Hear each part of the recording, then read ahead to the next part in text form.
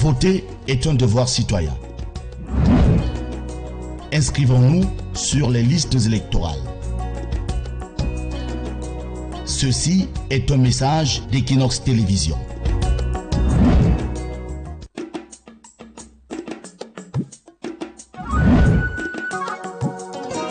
Voting is a civic duty. Let's register on the electoral list. This is a message from Équinoxe Television.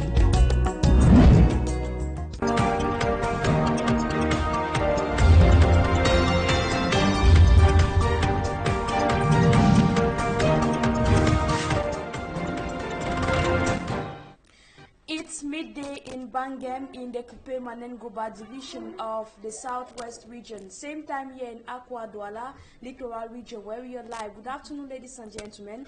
Welcome to the 12 p.m. bilingual edition on Équinoxe Television. Bon après-midi, la Flessini. Bon après-midi, Essielou Siliengou. Madame, Monsieur, bon après-midi, bienvenue aux 12h bilingues chez Équinoxe Télévision.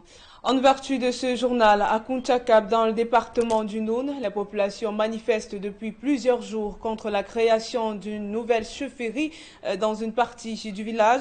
En guise de protestation, elles ont dressé des barricades sur plusieurs routes principales de la ville, paralysant la zone. C'est un reportage signé Vivienne Tonfac et Robert Kenyé.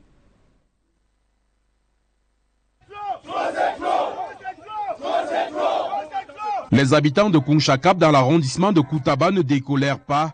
Pour la deuxième fois en l'espace d'un mois, ils sont sortis en masse, poser des barricades sur la voie publique, brandissant des pancartes, portant les messages, renseignant sur les raisons de leur manifestation.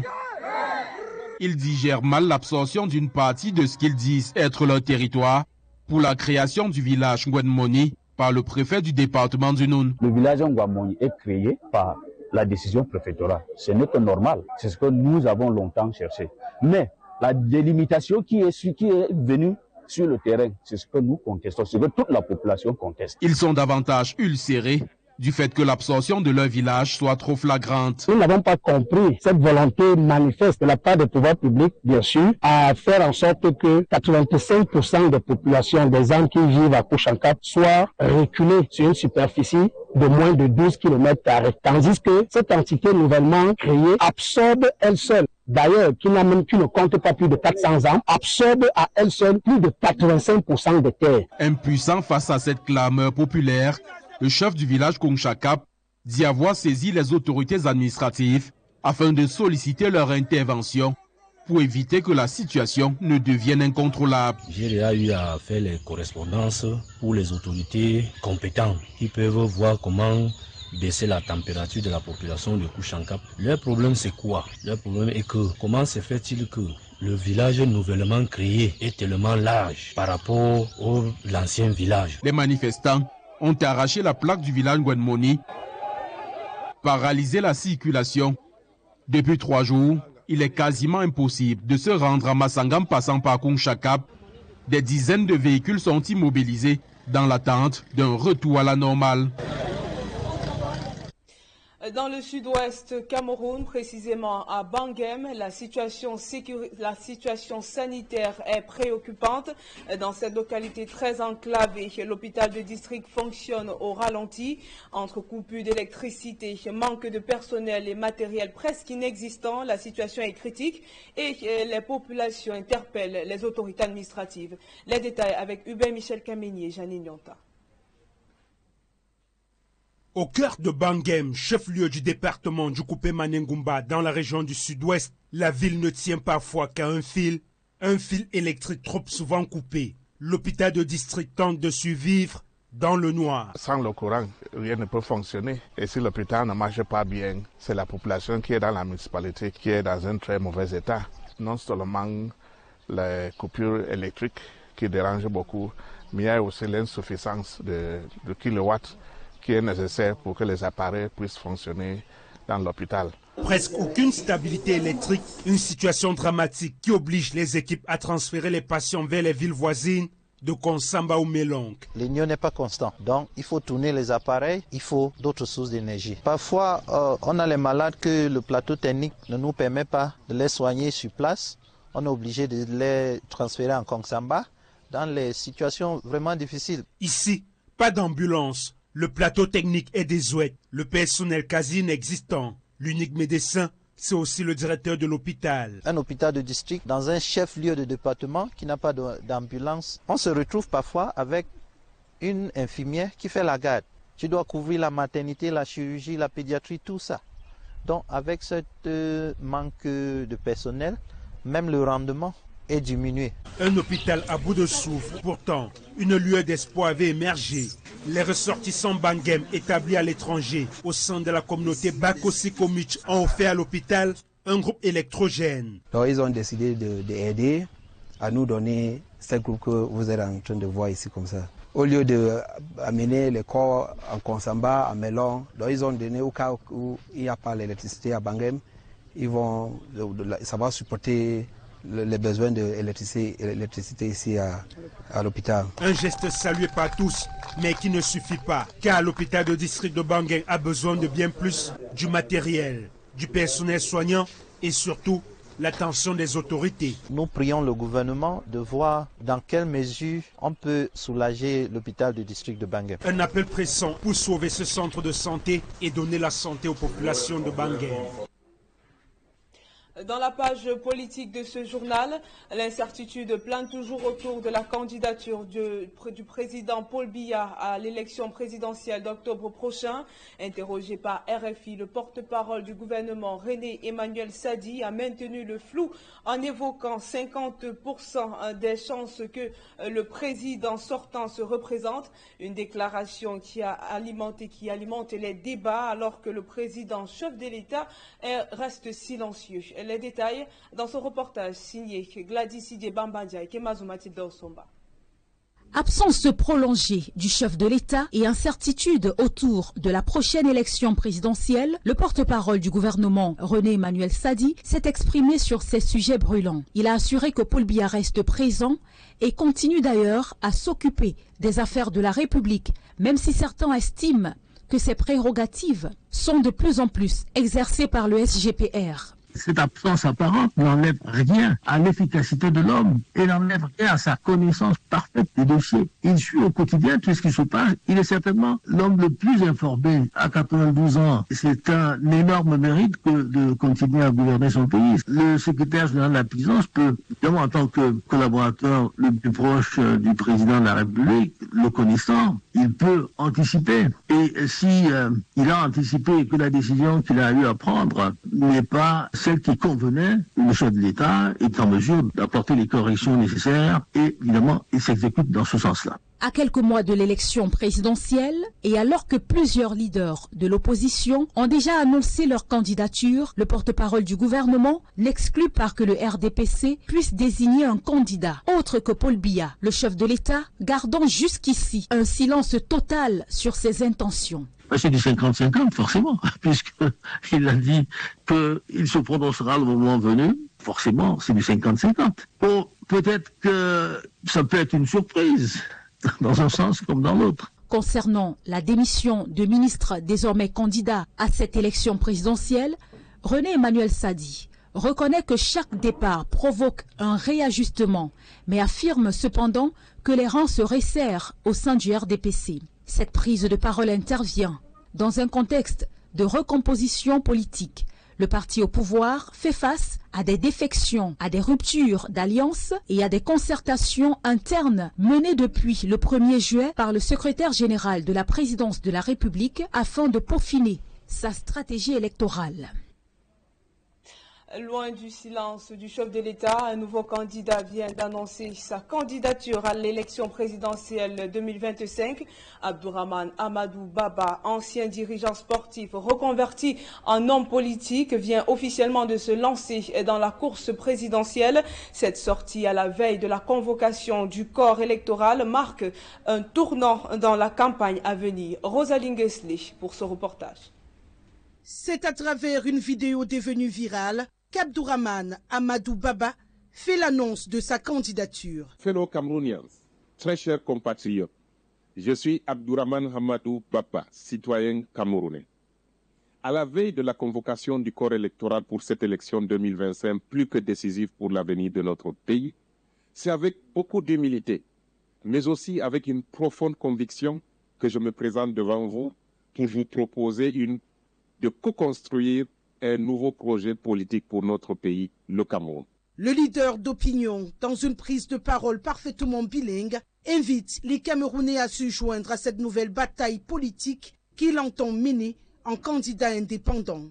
En ce qui concerne l'élection présidentielle prochaine, à laquelle je souhaite prendre part comme candidat indépendant, j'invite tout aussi humblement les conseillers municipaux, les conseillers régionaux et les membres du Parlement de tous les bords politiques, ainsi que nos chefs traditionnels de premier degré, gardiens de nos terroirs et de nos coutumes, à parier sur l'avenir en se joignant à ce nouveau projet d'avenir et en parrainant ma candidature à cette élection 2025.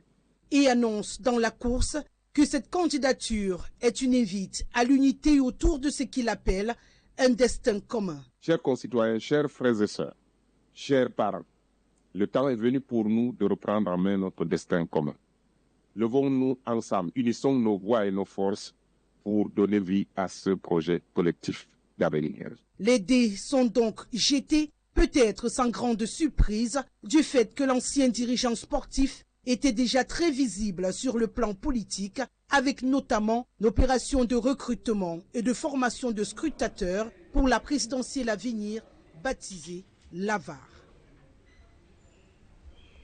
Dans la page étrangère, au Libéria, plus de 20 ans après les guerres qui ont ravagé le pays, le président Joseph Boaké a officiellement présenté des excuses de l'État pour les atrocités commises durant le conflit. Cependant, l'absence de procès contre les responsables rend difficile la réconciliation. Au Kenya, des manifestants à Nairobi exigent le départ du président William Ruto 3 ans après son règne. Voici la moitié internationale signé Esther Manuela Ano. Les Kenyans manifestent contre le président William Ruto, réclamant qu'il quitte ses fonctions en 2027 à la fin de son mandat, voire même immédiatement pour certains, estimant qu'il a déjà passé trop de temps au pouvoir. Il y a peu, William Ruto avait justifié la nécessité de nouveaux impôts pour maintenir le fonctionnement du gouvernement. Mais les manifestants estiment qu'il trahit ainsi sa promesse de campagne de soutenir les classes populaires. À noter que les tensions sont vives depuis que Ruto a survécu à un mouvement de protestation contre les impôts l'année dernière qui avait dégénéré en violence, notamment l'attaque du bâtiment du Parlement à Nairobi, faisant au moins 22 morts. Aujourd'hui, le président kenyan est confronté à une nouvelle vague de contestation, exacerbée par la mort d'un blogueur en garde à vue, perçu comme un symptôme de la mauvaise gouvernance et l'autoritarisme de William Ruto qui contrôle étroitement le pouvoir législatif et l'appareil sécuritaire. Les Kenyans sont particulièrement indignés par la corruption et les mesures fiscales. Face à ces contestations, le président tente de maintenir le contrôle, mais les analystes prédisent une poursuite des violences tant que les revendications des manifestants ne seront pas prises en compte. Au Libéria, le président Joseph Boaké a présenté les excuses de l'État pour les violences et les traumatismes causés par les 2 guerres civiles qui ont ravagé le pays entre 1989 et 2003 lors d'une cérémonie de réconciliation à Monrovia. Ces conflits ont fait environ 250 000 morts avec des atrocités telles que des massacres, des mutilations, des viols et l'utilisation d'enfants soldats. Si le pays a créé une commission de la vérité et de la réconciliation en 2009 qui a recommandé la création d'un tribunal pour juger les crimes de guerre, les responsables de ces crimes n'ont pas encore été traduits en justice. Cependant, le président Boaké a franchi une étape importante en signant un décret en mai 2024 pour établir un tribunal chargé de juger les crimes de guerre et les crimes économiques commis pendant les conflits. Ce tribunal devrait fonctionner selon les normes internationales et bénéficiera du soutien de la communauté internationale, notamment de l'ONU. Un public reportage à présent dans ce journal. Orange Cameroun, fidèle à ses engagements de proximité et d'innovation, lance une promotion exclusive visant à ramener les frais de retrait à 1% pour les utilisateurs du code QR via l'application Maxit. Regardons.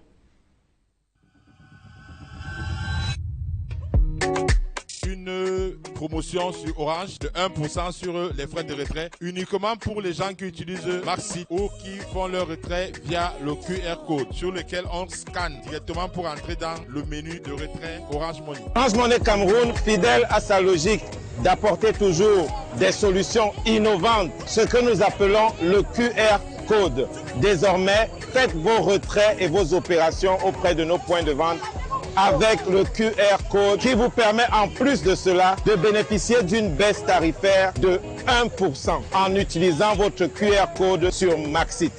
1% c'est tout. 1% c'est tout.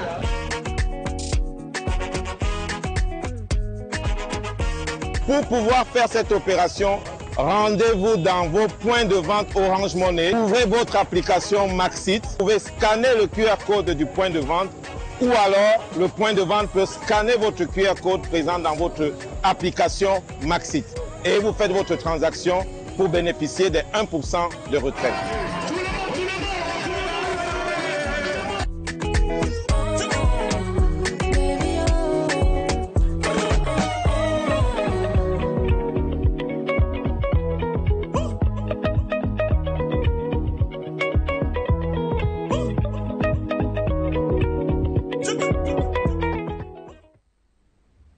Fin de la première partie du journal. La seconde en anglais, c'est avec vous ici, Lucie Liengo. Thank you, La Fleur Signé. Good afternoon, ladies and gentlemen. Thanks for staying with us. We begin this edition in the Nous division of the West region, precisely in Kung Shakab, where the natives are staging a peaceful protest against what they qualify as an uneven distribution of their land contained in a prefectorial order. As a result, the angry population have blocked roads leading to several localities, disrupting circulation in the area. Also, furthermore, the establishment of a new chiefdom in Gwen Moni, which was previously part of Kung Shakab, is viewed by locals as an unfair division of their territory. Another source of tension is the appointment of a quarterhead in the village, which, according to residents, attempts to marginalize them. To ease the tension, the chief of the village says he has sent letters to administrative authorities, but yet to receive a response. While still frustrated, the people hope that their worries are addressed by competent administrative authorities. Now let's take a listen to Mefire Musa. He is a native of the village. Angry, not because of the creation of the new village, but only just because by the division we realize that almost 80% of our land, which means that the mother village, which is Kuchankap, remain with 15%, which is we think is not normal. The 15% or 20% of the population has 80% of the land. So you can just imagine that the occupation is not fair. The River Nja is the boundary, the natural boundary. They know about it, but when they are coming up to this junction where we are today, it simply means that there is something going on there. Away from the protest of the inhabitants of Kung Shakab in the new division of the West region, we now take you to Bangem in the Kupe Manenguba division of the Southwest region, where the inhabitants have been without electricity for the past months. As a result of these, patients from the Bangem district hospital are being transferred to Kongsamba or Melong, the littoral region, for treatment. Also, the Bangem hospital has no ambulance and as a single medical doctor with inadequate medical equipment. Aside these difficulties, some economic activities are standstill, and also this poses a nightmare for local residents. Let's take a listen to Emmanuel Sambi, the director of the Bangem District Hospital, and also Christopher Ekungwe, also the mayor of Bangem, in the following excerpt. No, Bangem is in the Kupe Manenguba division, and in this division our electricity supply is not always constant. You'll find situations, especially in the hospital, where you have a patient whose life depends on the instruments you are using, which also depend on electricity But because of the absence of this, you cannot even administer treatment to that patient. So it renders work very difficult. You have children or neonates that were supposed to be in the incubators, but because there is no electricity, you have to refer them to Kongsamba, which is very far away. So something like this coming to us at this moment is coming to improve our quality of care that we offer to our population. Because we have this today, but I'm sure this may not be all. But we're actually very, very happy. At least with this one now, be able to run all our equipment in the hospital. But it doesn't mean that the director will not tell you about other problems that he has in the hospital. You just listened there to the director of the Bangem District Hospital and also the mayor of Bangem, respectively, in that excerpt. And just to note that to alleviate the suffering of the population, the sons and daughters of Bangem abroad have provided a generator for the hospital on the weight of power failure. And away from that, we now talk politics. Over the weekend, members of the MDC, MRC, NUDP, and SDF political parties convened in Marwa in the far north region of the country for a special national convention organized by the Democratic Movement for the Development of Cameroon. During this event or during this gathering, the participants voiced their concerns about the long-serving president and his government who have led the country into chaos. Details with Mala Glory.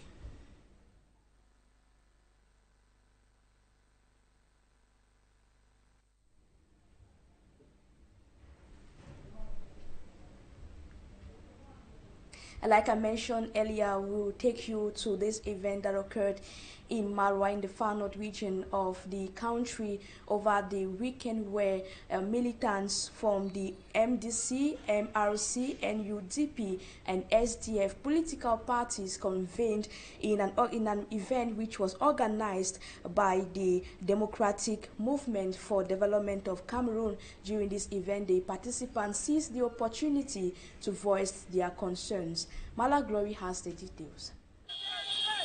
The present hardship and suffering of Cameroonians for over 40 years guided the discussion at the extraordinary National Convention of the Democratic Movement for Development of Cameroon, MDC, in Marwa this Saturday.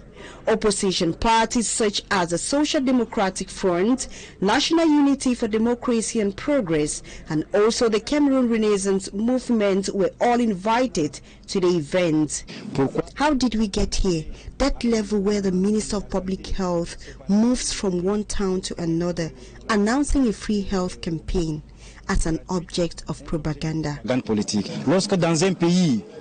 in a country they import bags of rice worth billions of francs CFA, while citizens are dying in flooding, this is a sign of incompetence from the regime. According to these party leaders, Cameroon lacks a true leader. We are talking of a chief who is no longer available. When its notables are gradually leaving his side, it means his reign is no longer valuable, and we won't allow them to destroy this country. Begin a new journey. A coalition is needed. The desire of the four opposition parties, MDC, MRC, UNDP and SDF, who assembled to share a common objective. MDC is an open party, ready to work with any other party. So we organized this national convention today in order to unveil our plans of participation in the upcoming elections. And at the end of the event, resolutions will be made public. A strong mobilization of opposition parties in Cameroon, just like these political groups, could establish a solid political balance, as the president of the MDC reiterated that unity is necessary than ever to exert significant influence against the regime come October 2025. Still in politics, militants of key opposition parties like the CRM, PCRN and SDF political parties have expressed disapproval of the recent gathering of other opposition parties that held in Yaoundé over the weekend. The meeting, which had as objective to form an alliance to challenge the ruling CPDM party, is being questioned due to the absence of some major opposition parties. Anne Abila tells us more. As leaders of the UDC party of Patrice Ndamjoya, FSNC of Issa Chiruma, UMS of Pierre Kwemo and other political parties met in Yaoundé to brainstorm on forming a bloc to kick out the over 40-year regime, questions arrive on the conspicuous absence of main opposition political parties in Cameroon, such as the Cameroon Renaissance Movement, the SDF and the PCRN of Cabral. Silvanus Mutaga of the CRM party wonders what the convenience of such a meeting thought could be the outcome. Before this meeting, there had been the emissaries of the CRM, for example, to whom I'm a militant, that had already met the leaders of the FCSN of Issa Chiruma and the UNDP of Beloboba. The first national vice president of the CRM, Mamadou Mota, who is an engineer, was there. For 6 hours, heads of the above political parties, which can be considered as minors, brainstormed on the way forward for a better Cameroon. The objective of the meeting, though, could be laudable. The timing and mobilization was problematic, according to militants of the opposition. At this particular juncture, we ought to be interested in rallying ourselves behind that candidate that has the genuine will, has the moral rectitude, and has proven his word and is ready by virtue of his active presence in the field to take this country forward. Meantime, Adamu Kupit of the UDC political party struggles to give reasons why the meeting of the said opposition parties to form an alliance was held in the absence of opposition backbone members.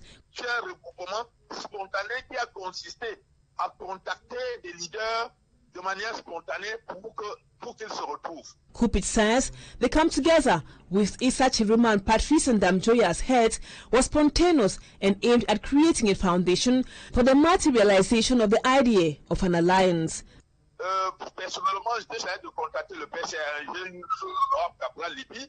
Et on devrait se retrouver rapidement à 10h samedi. According to him, Joshua Osei and Cabral Libye were contacted on phone, but they were not in Yaoundé, maintaining that no coalition can be strong enough without the CRM and other prominent opposition parties in the country. The idea or objective is to get a common leader who can pull the electorate and vote out the over 40-year regime of Paul Biya come October this year.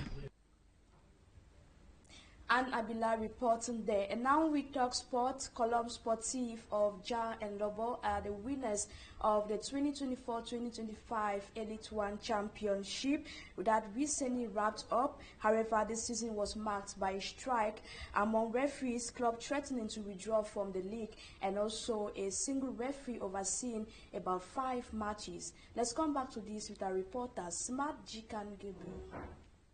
Column Sportif of Jan Elobo ended the football season as the best in Cameroon and will be representing Cameroon at the next season's CAF Champions League. The Elite One that ended on Sunday was one that was marked by many on and off the pitch saga. In the course of the Elite One season, referees went on strike requesting for unpaid allowance totaling approximately 300,000 million francs CFA accumulated over 4 seasons, including the 2024-2025 campaign, which just ended. Still around referees, sport lovers were shocked when one referee, Dangamundi, was overloaded as he officiated as many as 9 matches within 10 days in different cities. In 9 matches officiated by Dangamundi, the man in black awarded 19 penalties, 11 red cards, and 3 of his matches were interrupted. The Elite One season was also one that saw clubs like Young Sport Academy of Bamenda and Bambutus of Mbuda withdrawing from the championship. After crisis meetings between the elites of the West region, Bambutus was brought back to the Elite One League, but at the end of the season, they were still relegated to play in the Elite 2 Championship next football season, while Yosa was declared general for future. As the Elite 1 season came to its end, it goes into the record book that legendary club like Union Sportive of Douala has been relegated to the Elite 2 League next football season. It is the first time in the history of the club that they will be playing in the second tier of the country. At the end of the Elite 1 season, Bambutus of Mbuda, Union Sportive and Les Astres of Douala and Young Sport Academy were all relegated. Sportsman Smart Jikan Gabriel bringing us to the end of this edition of the 12 p.m. bilingual news on Equinoxe Television. We thank you, dear viewers, for your keen attention, and don't go away. Our programs continue on Equinoxe Television. Do have a nice day. Have a nice day, Madame, Monsieur, c'est la fin du journal. Merci pour votre attention. Restez sur Equinoxe Télévision, les programmes se poursuivent. Dans une trentaine de minutes, ce sera le PD News avec Ambassadeur.